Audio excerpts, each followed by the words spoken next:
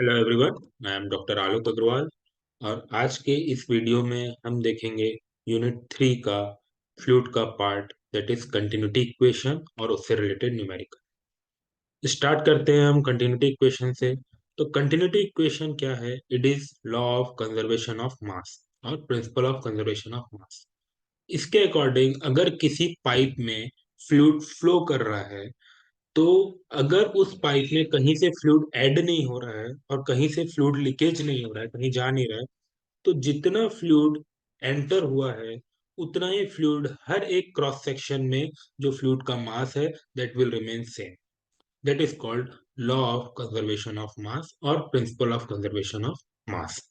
अपन देखते हैं इसको कि अगर हमने एक पाइप लिया इस तरीके का और उसमें दो सेक्शन बना लिए। जो एंट्री हो रहा है दैट इज सेक्शन 1 1, और जो एग्जिट हो रहा है वो सेक्शन 2 2 है। अगर एंट्री में जो फ्लूइड एंटर कर रहा है उसकी वेलोसिटी v1 है, एंट्री में पाइप का area, cross sectional area a1 है, और जो फ्लूइड एंटर कर रहा है उसकी डेंसिटी ρ1।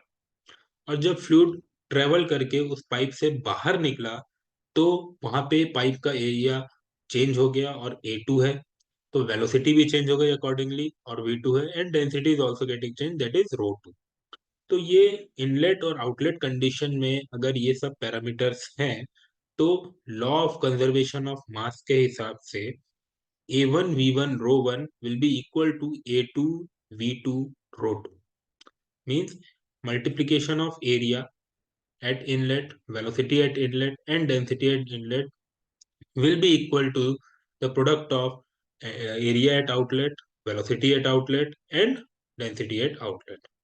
और ये जो लॉ ऑफ कंजर्वेशन ऑफ मास हम बोल रहे हैं वो है कंप्रेसिबल फ्लो के लिए, क्योंकि यहाँ पे हमने एंट्री में डेंसिटी अलग ली है और एग्जिट में डेंसिटी अलग ली है। ठीक। अब देखिए ये mass, law of conservation of mass कैसे हो रहा है। हम सबकी यूनिट लिखते हैं कि a1 v1 और ρ1 की यूनिट्स को हम मल्टीप्लाई करेंगे तो क्या आता है। तो एरिया की यूनिट होती है मीटर स्क्वायर, वेलोसिटी की यूनिट होती है metre per second, and density की यूनिट होती है केजी पर मीटर क्यूब। जब हम इसको सॉल्व करेंगे तो this metre cube and this metre cube will be cancelled out and we get KG per second, that is mass flow rate. तो फॉर कंप्रेसिबल फ्लो हम बोल रहे हैं कि जितना मास एंटर कर रहा है उतना ही मास एग्जिट करेगा, अगर पाइप में कहीं से भी कोई मास ऐड या रिमूव नहीं हो रहा है तो this is continuity equation for compressible flow. अब हम अगर इनकम्प्रेसिबल फ्लो की बात करेंगे, जो कि लिक्विड हम कंसिडर करते हैं कि जो लिक्विड फ्लूइड है वो इनकम्प्रेसिबल है और जो गैसियस फ्लूइड है वो कंप्रेसिबल है, तो this equation holds good for gaseous fluid. लेकिन अभी हम बात कर रहे हैं लिक्विड फ्लूइड की, तो लिक्विड फ्लूइड की जैसे ही बात करेंगे so what we will see that density at inlet and density at outlet will be same. वहां पे डेंसिटी में कोई भी चेंज नहीं आएगा, तो this ρ1 and ρ2 will be removed from this equation, and what we will get, हमको क्या मिलेगा, a1 b1 is equal to a2 b2। so this is also continuity equation, but it is for incompressible flow। तो यहाँ पे जो mass flow rate था, that mass flow rate at entry will be equal to the mass flow rate at exit. तो यहाँ पे क्या हो जाएगा, वॉल्यूम फ्लो रेट, क्योंकि डेंसिटी टर्म हट गया, तो यहाँ पे एरिया इंटू वेलोसिटी की यूनिट क्या हो जाएगी, metre cube per second. That is volume flow rate at entry will be equal to the volume flow rate at exit if some other amount of fluid is not added in the pipe। So this is our continuity equation, that every section the product of area and velocity, कहीं पे भी आप देखिए किसी भी section में वहां का एरिया और वहां की वेलोसिटी का जब प्रोडक्ट करेंगे तो it will remain constant, that is continuity equation. अब अपन न्यूमेरिकल में आते हैं। तो पहला प्रॉब्लम देखते हैं।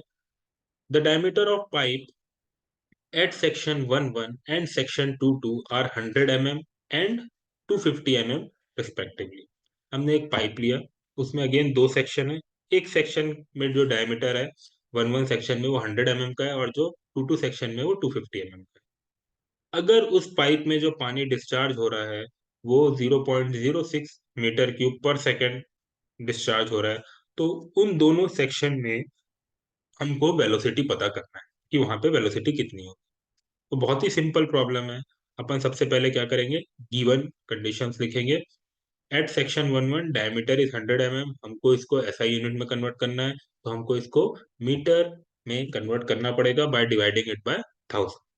तो 100 mm से हमने डिवाइड किया तो यहाँ पे आ गया 0.1 मीटर।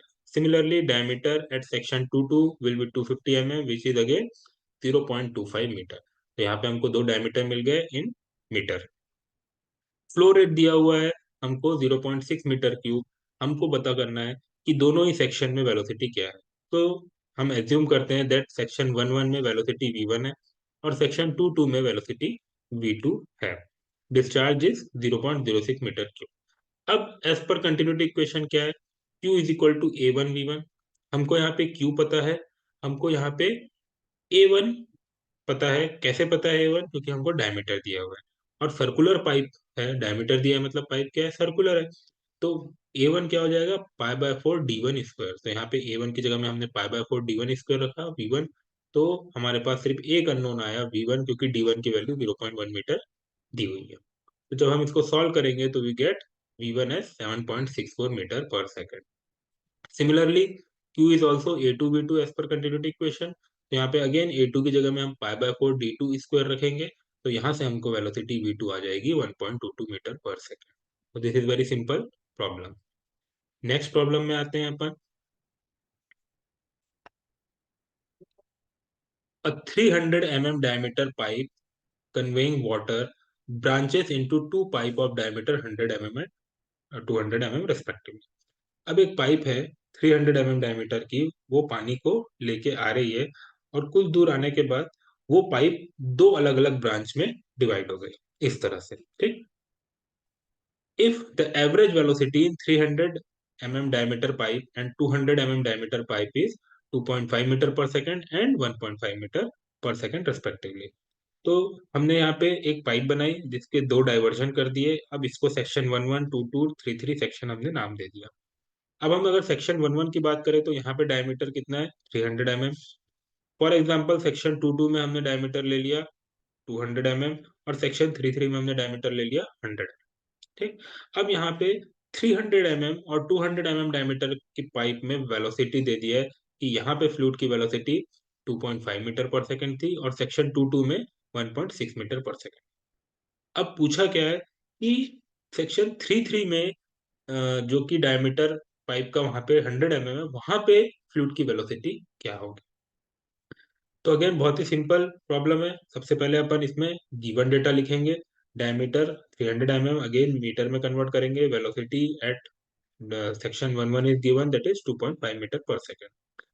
सेक्शन 22 में डायमीटर दिया है, वेलोसिटी दी है, इसको नोट कर लेंगे। और सेक्शन 33 में सिर्फ डायमीटर दिया है और हमसे वेलोसिटी पूछा है। तो कंटिन्यूटी इक्वेशन के हिसाब से क्या है कि जितना फ्लूइड यहाँ से सेक्शन 11 में आ रहा है उतना ही फ्लूइड सेक्शन 22 और 33 में डिवाइड हो गया, क्योंकि कहीं से भी और एडिशन नहीं हो रहा है और कहीं से भी और सब्ट्रैक्शन नहीं हो रहा है फ्लूइड का। तो अगर हम यहाँ पे माने कि सेक्शन 11 में जो फ्लो रेट है वो Q1 है, सेक्शन 22 में Q2 है और सेक्शन 33 में Q3 है, तो यहाँ से कंटिन्यूटी इक्वेशन के हिसाब से हमारे पास आ जाएगा Q1 is equal to Q2 plus Q3। Q1 हमको पता है क्या होता है, A1 into V1, Q2 A2 into V2 and Q3 A3 into V3। अब यहाँ पे देखिए A1 हमारा निकल जाएगा π/4 d1 स्क्वायर से, A2 निकल जाएगा π/4 d2 स्क्वायर से एंड A3 निकल जाएगा π/4 d3 स्क्वायर से। V1 और V2 की वैल्यू दिया हुआ है 2.5 metre per second and 1.6 metre per second. तो इजिली इस इक्वेशन में एक ही अननोन बचा दैट इज V3। और उस V3 की वैल्यू अगर हम निकाले सबकी वैल्यू रख के तो हमारे पास V3 की वैल्यू आ जाएगी 0.161 मीटर पर सेकेंड। तो this is again a very simple problem. Next problem में आते हैं अपन, दैट इज थर्ड प्रॉब्लम।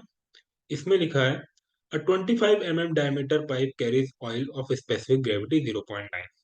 एक पाइप है जिसका डायमीटर अगेन दिया हुआ है 25 सेंटीमीटर और उस पे एक ऑयल ट्रेवल कर रहा है जिसकी स्पेसिफिक ग्रेविटी 0.9 दी है।